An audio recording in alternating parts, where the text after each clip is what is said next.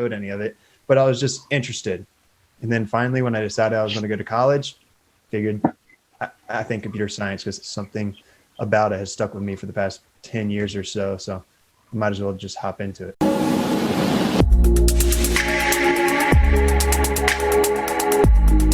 I'm really excited to have Forrest Knight in as my guest this week. Forrest is also someone who I really look up to on YouTube. I love his editing style, and I try and replicate or get inspiration from a lot of the things that he does in his videos. I'm happy to call Forrest a friend of mine, and he's quite well known in the YouTube computer science space. He got a start on YouTube by documenting his journey of earning his computer science degree and later his full stack software engineering role. In this interview, we talk about some of the differences between software engineering and data science, and hopefully this chat helps you to better understand which career path is right for you. We also take a deep dive into his content creation journey, and I'm sure you'll want to stay around for that. We learn a lot about him and his interests. Forrest, thank you so much for coming in. I've told you this before, but you're one of my major inspirations on YouTube. You know, you create incredible content, but there's this really cool sort of artistic feel. You have some good camera angles that I've been trying to absorb in through watching the videos. And man, thank you. No problem. And you also have a really interesting background, I think, for a lot of the people who are going to be watching this. You come from computer science. You're still working in that domain, but you've also recently begun to experiment with some reinforcement learning with the data science skill set. And I think it'll be really cool for us to have a conversation today about maybe some of the difference between computer science, software engineering, and data science, and what you've learned from having exposure to both of those fields. Does that sound pretty great? Yeah, that sounds like a lot of fun. Awesome. Well, let's get started just with a little bit more of your background. Obviously, I mentioned that you're a YouTuber. You also have quite a few other businesses, but let's dig down into the computer science stuff, where you started and how you learned those skills. So where I started, like way back, if we're going way back, kind of where it stemmed from. As far as you want, like 3 days old, if you need to. So when I was 3 days old, I had a Game Boy in my hand. No, those weren't out yet. But way back when, my cousin actually does like kind of like front end development, and he had his own company doing that. So I was always intrigued kind of how he was able to make things on the internet. You know, he was able to make things when he was back in like 2000, 2005, when it didn't need to be good. As long as there was something on the internet, he could make money doing. And then he developed his skills from there. So it's cool to see. And then every single time my interest would change to something else, something would bring it back to software development, that realm, which one, in all honesty, one big one was The Social Network, the movie, where it's all about how Facebook was built and whatnot. Maybe not everything is true, but it was a big inspiration to just see how you can just be in a room with a computer, laptop, whatever it may be, and build something that everyone can see or use. And that always appealed to me. Literally everyone. Yeah, literally, especially now with Facebook. And when I went from or back when I was doing like Xbox, Call of Duty and stuff like that, I think that was before actually the Social Network came out. I would do some like a hack things in there, 10th prestige lobbies and stuff like that, script kiddie stuff. I wouldn't like code any of it, but I was just interested. And then finally, when I decided I was going to go to college, figured I think computer science, because something about it has stuck with me for the past 10 years or so. So I might as well just hop into it. That's awesome. And so you obviously make a reasonable amount of educational content. I wouldn't say, I think you've done some tutorial stuff, but a lot of it's like, oh, these are the algorithms you should know. This is about learning, which I think is arguably more important than the concrete stuff. Yeah, I like those better. What was your experience learning computer science in school? I mean, do you think that your school did a good job, or the things that you thought were deficient, and that's one of the reasons why you might make these videos? Or what did that process look like for you? Kind of a mixed bag. I mean, when I was really in computer science, the thing was I wasn't the best student. And the reason being is I would always dive in head first to whatever I was really interested in at the time. Like back when I was in college doing computer science stuff, I went full on iOS development, teaching myself and learning online and stuff like that. And that's kind of part of what I have on my channel way back when. Please don't ever watch those videos because they're not that good. They'll be linked below. No, but I did. When it comes to the computer science curriculum, I think they did a good job. A lot of at my school, I went to ODU. It wasn't one of the best computer science schools, but it was kind of where I was at that time. Like I said, I wasn't the best student, but I did what I could. And I really started making the videos because I wanted to kind of track, have a record of my journey, something that I could look back on in 5, 10 years, and then try to help other people who are kind of following in my footsteps. Because here's the thing, you can make videos, and you recently made a video about imposter syndrome. You can make videos even if you're not the best person in the world, because there's always going to be people that aren't quite as good as you. And maybe the best developer in the world can't take much away from the videos that I make, but I think there are a lot of people who are getting into the space that can take things about the videos that I make. And that's kind of why I got into YouTube. Yeah, well, I 100% love that, because I think you can make video. You look at most of the people who are really successful on YouTube. I mean, even someone like Logan Paul or whatever that is, you're not watching them because they're an expert. You're watching them because you want to see the process. You're like interested in the journey. And whether that's data science, software engineering, computer science, anything, there's still a journey associated with that. If I'm watching someone and they're talking about their progress in Kaggle competitions and the thing they've learned every week, it's vlog style. Yeah. To me, that's just as interesting as maybe something that I would put out that is more about like how to do stuff. But I'm still learning every day. There's plenty of stuff I don't know.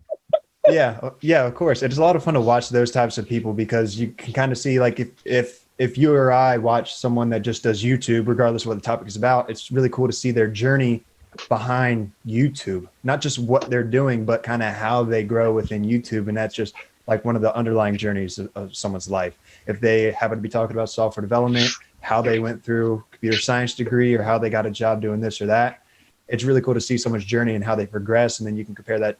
You shouldn't compare, but you can kind of use it as a reference point. Like, wow, that's like what I can aspire to, or that's, you get an example of how things could possibly go if you decide to go down this route. I think that's so useful too, because an example would be in my master's in computer science. I took it was called Software Engineering 450, where we learned about all the design principles. And I took that last. And going back, I wish I'd taken that first. Everything in all my other classes made so much more sense. And I was writing such bad code in my other classes because I didn't have a concept of, oh, these are the building blocks to build sustainable, repeatable code. And I learned these. Well, why would I do that? It's annoying that they didn't require me to take it earlier. Yeah, that's. But what did you get your bachelor's in? Economics. Okay. Yeah, I think I'm minor in similar to like design principles and things of that nature in undergraduate. Obviously, I haven't done master's or anything like that, so that's why I asked, because I feel like most undergraduates may have something like that. But if you're going into master's, regardless of where you come from, they should reinforce those design principles. Exactly. I mean, that's something that I was like, oh my goodness, everything else makes so much more sense. And now going forward, a lot of people who do the same program I did, they'll reach out to me and say, hey, which courses should I take when? I had a couple of friends who go through. I was like, look, take this one first. It'll make everything so much easier. I want to ask a question about that out of my own personal curiosity. Do you think that you would have been able to, because it's one thing, experience something and then kind of looking at it retrospectively and learning kind of why you did what you did. You think you would have taken as much out of that class if you would have learned it before you had the experiences of implementing them? You still think it would have I think it would have helped better. Just because, so the reason I took it later is I was more interested in the machine learning and the data science courses that were offered as electives. And I was like, why don't I just learn what I'm interested in first? SE 450 was a requirement, but I didn't have to take it again in any order. I just had to take it before I graduated. And I still had to take other ones. I had to take, what was it? Obviously I had to take algorithms. I had to take a programming language construction course where we compared, like functional versus, object-oriented or something. Yeah. And then, and like call by value, pass by value, some of those stuff. I obviously don't remember any of it. Yeah. But I mean, that again, that would have been just, to me, I think in retrospect, I didn't want to take it earlier because I was fearing it a little bit. I thought it would be hard. We had to do a fairly large project. We had to remake Microsoft Paint or something. And to me, that was unbelievably intimidating at the time. Yeah. And yeah, again, be difficult. In retrospect, it really wasn't that hard. I just had to, you have to do it. I had to do it anyway. Why didn't I just get the hard stuff out of the way early? Who knows? Sure. Makes sense. Yeah. So let's shift a little bit into the career space. And I'm interested in, well, in my videos, I've talked a lot about there's plenty of different types of data scientists. You start as a data analyst, you have a data engineer, like a data scientist, a machine learning engineer. There's so many branches you can go. Can you touch just really high level on what that looks like from a computer science degree as well? So we have like front end that you mentioned earlier. There's like full stack. What do those things mean for anyone that has no clue what we're talking about? Okay. So on my end, when it comes to software engineer, at least what I did when it comes to like enterprise applications or web applications, of course you have the front end. That is what the user sees. And then you go into the back end, and that is kind of the logic behind it. And when it comes to full stack, you do the front end, the back end, and then all the database work. Because I mean, if you make something like YouTube, you got to store all that stuff somewhere. So, and you also have like API web services connecting the two. And there's all those factors when it comes to full stack. And at my job, what I did was everything from front end, back end, web API services, some database work, and that's kind of how I explain full stack. And then they're also obviously independent where it comes to just back-end developers, just front-end developers. But if you work at a smaller company, typically they want you to do as much as you can. Obviously, you're not going to be doing the full workload of a back-end developer in a single day, as well as a full workload as a front-end. But one day you do front-end work, another day you do back-end, another day you have to do database queries, whatever it may be. So, and then of course the front end, you just kind of focus on the making it pretty experience. Yeah, making it pretty. That's right. Very good. And how did you end up getting that first position out of school? The traditional process. What did that look like? My internship. So my internship wasn't at this company, but it was at a Norfolk Southern. I think I can talk about. Yeah. You don't have to. If you... No. That I could talk about that. I talked about it in the past, but I had an internship. It was actually a co-op, Norfolk Southern. The difference between like an internship and a co-op, at least how in my mind, where you have an internship, it's just kind of like a one-time thing, something that may happen in the summer or whatever. A co-op, you typically do one semester, whatever semester, fall, summer, spring, at the company. And then the next semester you do at school, your schoolwork.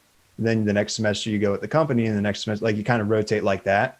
And I had a co-op with Norfolk Southern, and I built a good relationship with them. But I was like a systems analyst intern, and that's not exactly what I wanted to do. I wanted to do software engineering. So actually the company I used to work for, Norfolk Southern, was one of their clients. So I got hired on at the recommendation of someone that I worked under at Norfolk Southern. And we talked my final semester senior year, and we did interview stuff and whatnot, of course, kind of that traditional route. I didn't need to apply or anything because of that recommendation. And then I started like shortly after I graduated, the same month. Awesome. Well, I really like to highlight stories of how people landed their first positions, because I think I've done quite a few interviews so far, and there's only been one person that's gone like traditional straight apply process, maybe one or two. Really? And yeah, I mean, my best recommendation is always either get a referral, do an internship and make that turn into a job, work with a recruiter. There's all these outside sources that's how people really get jobs. People. And I will touch on the actual way that I got the Norfolk Southern co-op is by traditionally going on one of those job search sites, because I really wanted to get a job. I applied to a NASA internship that I had gotten that following summer, and then a fall co-op with Norfolk Southern. And during that NASA internship, I had to step out because I had to do the interview and the whole entire process for Norfolk Southern. And then I ended up working there in the fall. So both of those actually came from actually the Norfolk Southern came from traditional one. The NASA one came from like traditionally, but I heard about it from a referral from my like student advisor. Awesome. Well, I think that it's important to notice for anyone watching that the internship is probably a little bit easier to get than the full-time offer, right? Yeah. Yeah. And once you get an internship, that opens so many doors to whether it's through that company getting hired back or through referrals or through just having that experience, whatever it might be. Yeah. And I definitely agree with you that I think that's the best way to go about it. I also just wanted to highlight when it comes to the internships, exactly what you said, they're slightly easier to get. And that's how you would get into the internships in order to create those relationships that'll turn into referrals. Exactly. I can't stress the importance of that enough. I just wanted to throw that one in there because that's something that I am constantly reinforcing. So let's talk a little bit about the differences between software engineering and data science, and then we'll get a lot more into your content, your YouTube story. I think that's also, that's so fascinating. It's such, I imagine it will be such a feel-good story. So, you have this very strong background in the computer science, and you started to explore data science. Is there anything that has surprised you in that journey? I mean, you obviously didn't start with the basics. You kind of jumped right into the reinforcement learning, which I like. I think that's pretty cool. But, what kind of have you learned through that process? And again, has anything been a bit surprising to you? Well, when it comes to that, I would like to just kind of point out basically all I've done in the realm was do some machine learning type stuff that I just wanted to have a little bit of fun with it and learn along the way. That was kind of my goal with it this year when I was dabbling in it, where I just made a game and kind of went into the heuristics of how to best beat that game, and then build a model in order to train the AI to actually beat that game or get a good score on it, like in my Tetris. And that, as well as kind of dabbling into the neat algorithm, which for my use wasn't as fun as like actually diving deeper into the actual heuristics of a particular game. And by heuristics, I just mean kind of little aspects that allow you to beat the game, like what pro Tetris players use in order to get a high score. Those were what my heuristics were when I built my model. And I just wanted to first off say that's really as far as I've gone when it comes to like machine learning and things of that nature. Well, again, I think that's, honestly, that's a lot further than probably many of the people who watch these videos have gone into it. I mean, you kind of jumped into the deep end, which I really like. Actually, let me take a step back. I did take an intro to artificial intelligence course in college, which that's what really got me into it, where I made like, I did like BFS, DFS, a lot of searching and backtracking algorithms and stuff like that for Sudoku or Connect 4 or Sokoban, or I know there's a couple more little terminal applications that I built and just implemented some simple algorithms in order to solve it, right? But that's where I started, and then I hopped back into it a couple years later, which would be this year, which is what I just talked about. Well, forget what happens before. No, it is all good. So, from your perspective, what is the main difference between just your exposure to those types of things and the more traditional, computer science, software engineering work? Well, both times I used Java because I'm a big Java guy, and that probably wasn't I know it probably wasn't the best way to go about it, but I've been very standoffish when it comes to Python. I don't know why. I think it's kind of a meme at this point, but I just like Java, and I typically try to do whatever I can in Java. So both instances, that's kind of what I used. And when it comes to the little bit of machine learning that I did, of course, what was done was different, but kind of my methodology into going about it wasn't that much different. Of course, one was in a big agile methodology framework. The other one, I just kind of winged it, to be honest with you. And the other one, that would be building the game and the machine learning side of things.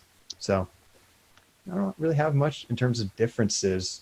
Well, I think you characterized it very well, actually. Like it might have been anecdotally, but I look at data science and a lot of the machine learning, maybe not machine learning engineering, but you are kind of winging it quite a bit. Mm-hmm. Like there are a ton of similarities. You're still writing a lot of code. You're still going out and building something. Mm-hmm. But the nature of data science, I think, is a little bit more exploratory. Right, like when we build an app, when we build something, there's a lot more planning. You're doing all the requirements. You're doing all this, and usually before you build it, what you want to produce. Yeah, it's kind of a right and a wrong way to go about that. Exactly, and in data science, it's a little bit more open-ended.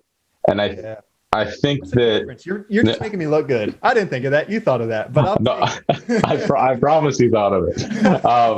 But for me, I think it's really important for us to understand what types of problems we're comfortable with solving. And a lot of people, they get really interested in the data science career path. They're like, oh, you can make a lot of money, you can do whatever that is. Frankly, you can probably make the same amount of money in software engineering, depending on the company you work for. Yeah. And if you don't like the data science problems, if open-ended problems terrify you, if you look at like a blank Jupyter notebook and you're like, I don't know where to start. And then you write a couple lines of code and you're like, I don't know where to go. It's not a bad thing. It's not any harder or anything other than that. It's just different. And you should probably match the type of problems you're more comfortable with or that you like solving more, one with more structure, one with less structure, to the career path you take. And so I think that's just something I always want to talk about. I don't think it's necessarily any easier to become a software engineer or anything like that. It's just that the career path has so much more structure. Yeah. People sometimes get really wrapped up in the data science stuff and they get lost. And it's like, well, like you'd be a great software engineer. Why don't you go that route? Yeah. And what's interesting is you kind of brought up money. I think a lot of people look at a particular computer science path, because all of these I just feel like are under the umbrella of computer science, and that's kind of how I explain it. When it comes to a computer science path, they try to look at what makes the most money. And that's why, well, when it comes to what makes the most money, I think that you're going to make the most money with what you're most interested in. I mean, there are some variables there, like if you're a data scientist versus a front-end engineer, you're probably going to make more as a data scientist, right? However, software engineer, data scientist, if you're really good software engineer, but you would just be an average data scientist, then you have more potential when it comes to being a software engineer in terms of money, if that's what people are focused on. Plus, forget about the money. If you're going to enjoy being a software engineer more, even all the hours are the same, whatever it may be. If you're going to enjoy one more than the other, what's the difference between 70 grand and 90 grand? I mean, I'd rather be happier and be 20 grand less a year than kind of not enjoy my job as much and make a little bit more. I completely agree. I mean, I took, frankly, a major pay cut to work at the company that I'm working at now, but it also, same thing. Yeah. It also allows me, I have a ton of control, and it allows me freedom to create content, the freedom to start my own businesses, freedom to do a lot of things. And that to me is so much more valuable. Yeah. It probably isn't valuable to everyone. I think that there's two people out there. There's people that work to live, and there's people that live to work. Mm-hmm. And I'm someone that lives to work a little bit, where what I do in my work, I would probably do in my free time. I obviously can turn it off. I do leisure activities. I'm not like a complete psychopath. But fly fishing, right? Yeah, exactly. But I think that it's important to be introspective about those things. If you're like, look, anything that I do in work is not going to be super fulfilling to me. I just want to put in 9 to 5, and then I live my life outside of the office. That's totally fine. And you should match the type of work you do to fit that lifestyle. Maybe if you're not going to be happy in anything, just go try and make as much money as you can, working 9 to 5, and then be done with it. And usually use all your vacation if you can. But if you're wired like me, and I would imagine you're probably wired a little bit the same way, like a lot of your livelihood comes from your work, and you want to make sure that when you're spending those hours, you're doing something that you enjoy. Yeah, exactly. Nice, nice. Well, I think we touched a pretty good bit on the software engineering versus data science idea, and I'd love to hear more about your YouTube journey, your experience. This is a little selfish on my part, just grasping any knowledge I can. So, and I love hearing those stories too. So maybe not everyone in the realm of computer science, data science will want to hear, but I think there's some value that can come out of it, and it's an interesting topic for people to talk about. I like it. Absolutely. Well, one thing I really stress a lot anyway is sharing your work, is documenting your process, because if you're trying to get a job in data science or software engineering, arguably the most important thing you can have is a portfolio. And YouTube is a fairly unique portfolio to have, in my opinion. We touched a little bit earlier on why you started and the documentation process, but I'd love to hear how things have grown. This is obviously like a fairly large line of business for you. Mm-hmm. And I'd love to hear how you grew that and made that into something that, that could be considered, like a full-time job almost. Yeah. Well, technically it is my full-time job now. So there you go. There we go. Plus also, before I get into it, I want to say that you're right on when it comes to the portfolio, because I've actually been contacted within the past 2 years by 2 different companies, at least maybe 3 different companies, one of which being one of the FANG companies. I don't want to say nothing else, but it's one of the FANG companies. Kind of don't want to flex on you guys, but I don't want to flex. I mean, I've never mentioned this before, so if I wanted to flex, I would have already mentioned. But I think it can be beneficial because they can kind of see a little bit more about you than just what they see in an interview or in a portfolio, and kind of how you communicate as well and the projects that you do. So I'm not saying YouTube or making this videos is for everyone, but it definitely has its perks when it comes to actual job market versus actually making it your job, right? Yeah. And go ahead.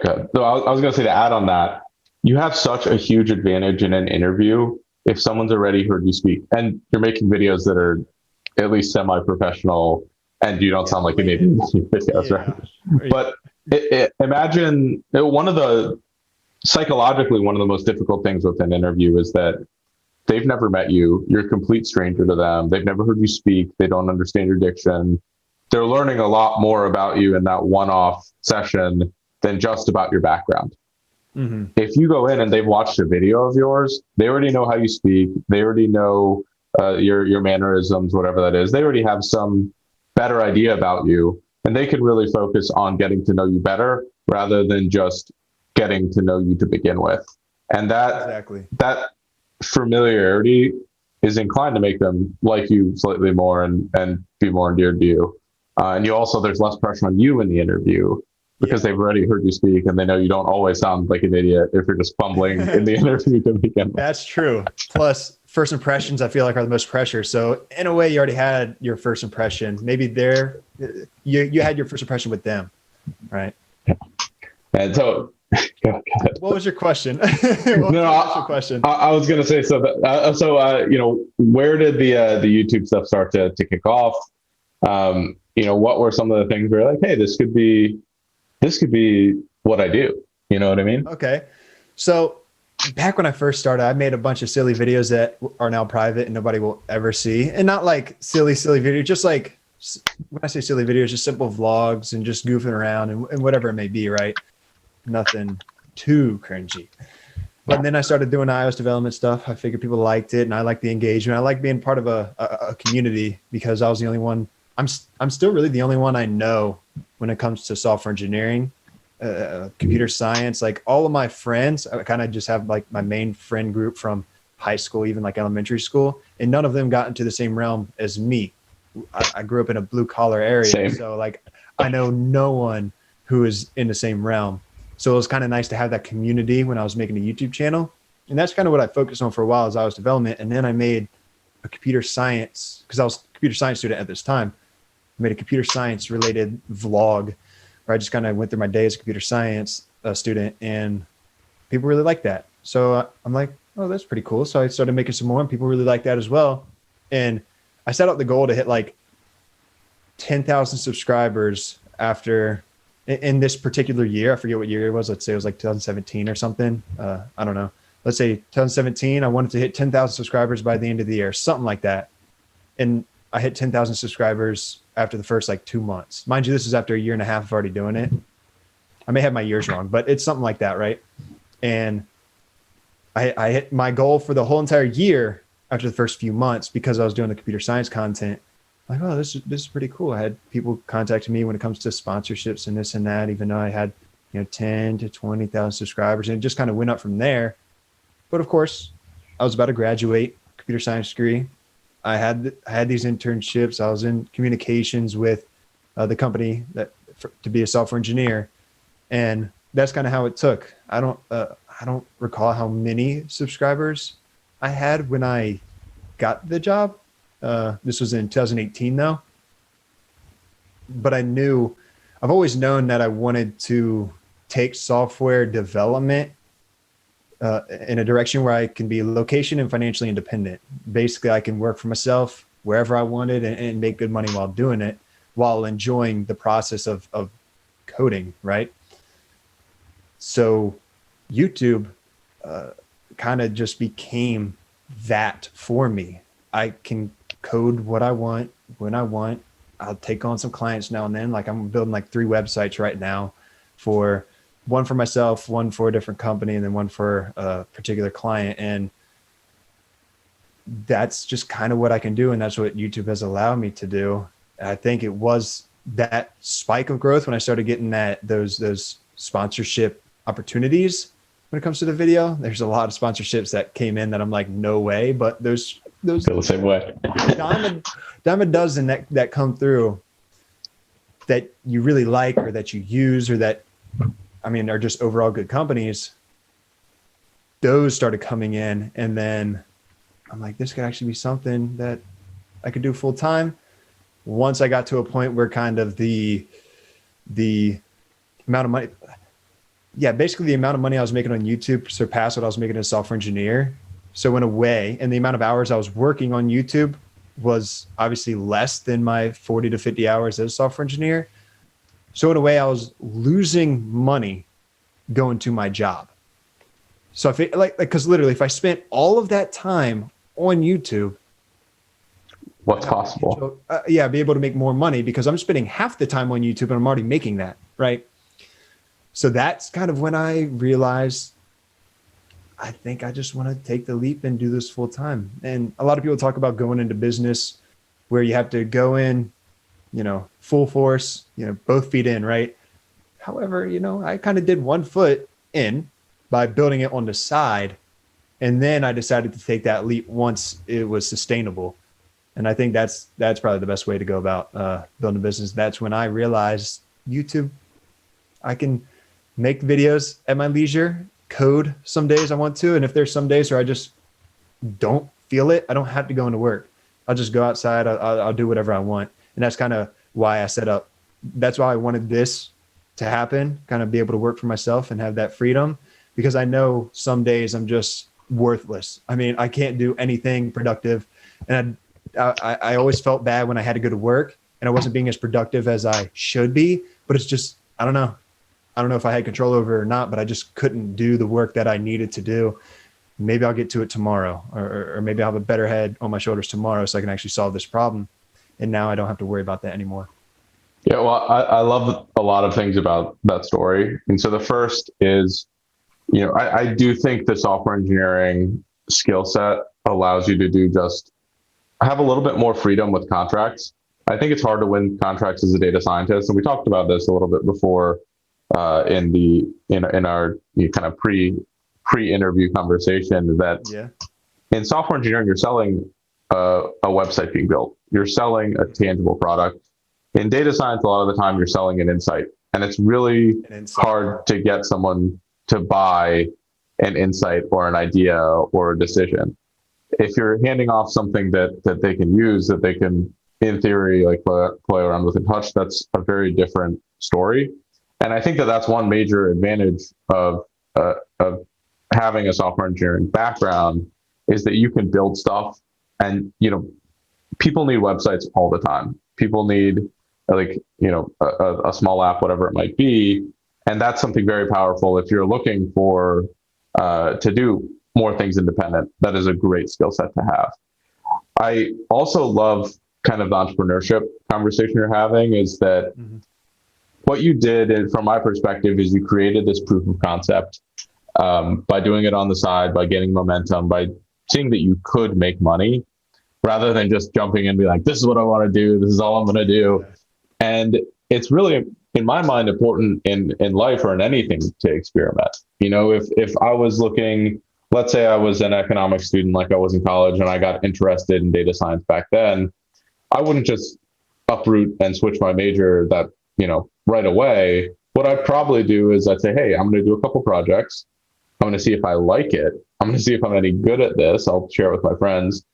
And if it happens that, okay, I've gotten traction with this, it seems like this makes logical sense, then I'll maybe switch. Exactly. A big part of any of this stuff in my mind is experimentation, and you've clearly done that. It seems like you're only seen a half of it.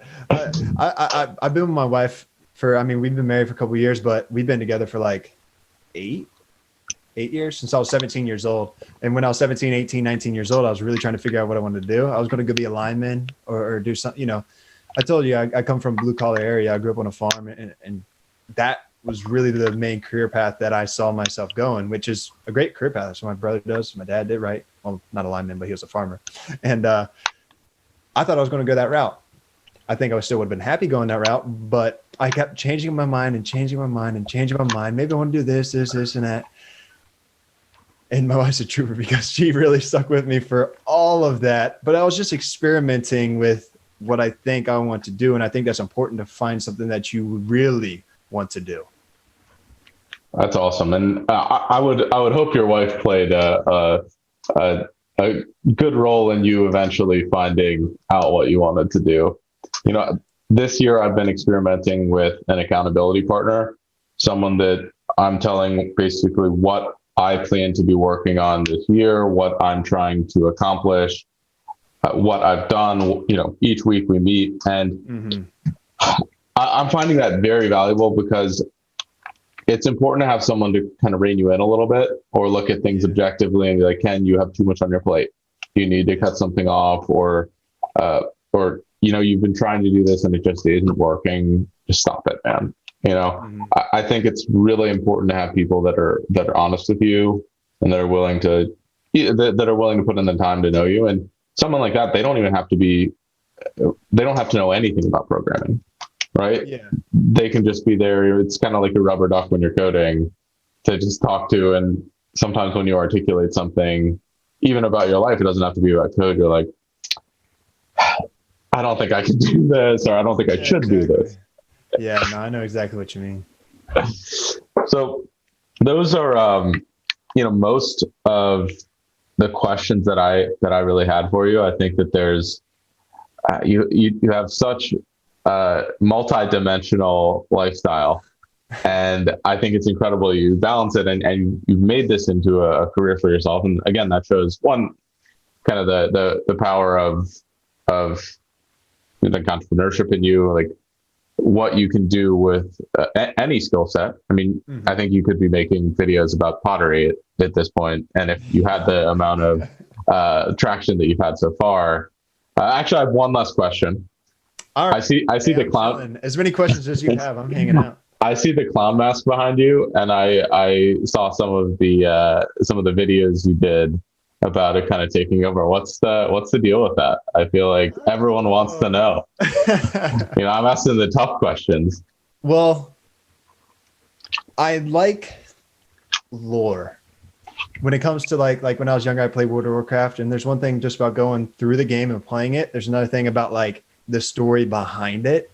And if you really think about it, there's a lot of different things like that, mostly video games, but where there's like that story behind it that I don't know, something about that just intrigues me. That was probably the best example I could give. And I wanted to, and I'm still kind of doing it, have just like a little bit of lore behind the channel. Plus that video, the one that has that in the thumbnail, that video took forever to make. Yeah, it's some pretty impressive editing stuff in there. That one took forever, but that's kind of why I wanted to integrate it, and I thought it was fun. And I would like to kind of bring it back a little bit. I kind of working on a few things to do that. In all honesty, what I really wanted to do, but I just couldn't do this by myself, is make a big puzzle. Like, you heard of Cicada by chance? I think so, yeah. But like, yeah, they're not like a hacker group, but they're a group that they put out puzzles every so often, and people would solve them. They would come up with another puzzle and people would solve them. But the last one's been years. I don't know how long, but years, and nobody's solved it yet. And I wanted to just kind of introduce puzzles that people could solve with code or with just critical thinking or something along those lines to my audience, so they can solve, and it just kind of be a fun little community project. But those are harder to put together than you may think. So if you want to help me with those, we can do it. Well, we could always do an open-ended data science one. There we go. That's the beauty, is that we don't have to program it all. All right. And there's no definitive answer, like you said. It's kind of open-ended. Exactly. And whoever, and we could have like on Kaggle, you have like a scoring threshold. That's like, oh, whoever has the best like root mean square or something, or like the lowest loss or whatever that is. But yeah, I love that stuff. I would cool. I would really like to be able to give people in either of our communities more of a way to showcase their talents, and to say, hey, that I beat the puzzle or something. That could go on your resume. That's something that could, one, help you learn, but also maybe even help you get a job, help you develop your career further. So yeah, that could be fun. See, that's what I've wanted to do this year, but I just haven't been able. I just haven't been able to not only find the time, but really figure out exactly and how I want to go about it. I have a lot of ideas though. So, well, we could potentially collaborate. Let's say, some of the people in the data science space, they build the like algorithm, yeah. And then the challenge on your end is who can productionize that algorithm into the coolest web app or front end, or that would be cool. Yeah, it could be a combining of worlds, and like a true mix of how data science and software engineering is supposed to work together. Yeah, there we go. I like that idea. Oh yeah, I'm into it. Yeah, I mean, this was incredible. Thank you so much for coming in. I really enjoyed the conversation. I think everyone's going to get quite a bit out of your experience, your story, and they also got a lot more about understanding if maybe software engineering is a better fit than data science for them. I think both of our goals is to make sure that people are getting the most out of their career decisions, making sure that they're enjoying what they're doing. Yeah, and also, yeah. Well, really, what I like to kind of go with when it comes to the advice I give is I don't want to necessarily influence people's decisions. I just kind of want to share my experiences and allow them to take my experience and a little bit of knowledge or opinions or facts, whatever it may be that I have, and make the best decision for them. Because I feel like a lot of people, they kind of look to certain people. I'm probably not one of them, but to certain other people, and whatever that person says, that's the end all be all. All right, I'm going to do that, which I don't think that's the right thing to go about it, because they're different than you, and you got to figure out what you want to do in life. Absolutely. And so I'm just completely off my game today. I always open the floor up to you to talk about any parting words of advice or any of the things going on in your life. I would love to hear about those things. I'm sure the audience would love to hear about those things. Just YouTube. I love it. .com/fnight. I couldn't get the Forrest Night, but Forrest Night is my channel. And I don't know, I do software engineering stuff, mostly Java when I actually dive into it, but in all honesty, mostly kind of like topical tips, tricks, if you will, when it comes to software engineering, agile development, that type of stuff. Awesome. And you can see under Forrest, that is his Twitter handle as well. And I've linked all of his stuff in the description and in the pinned comment if you're watching this on YouTube.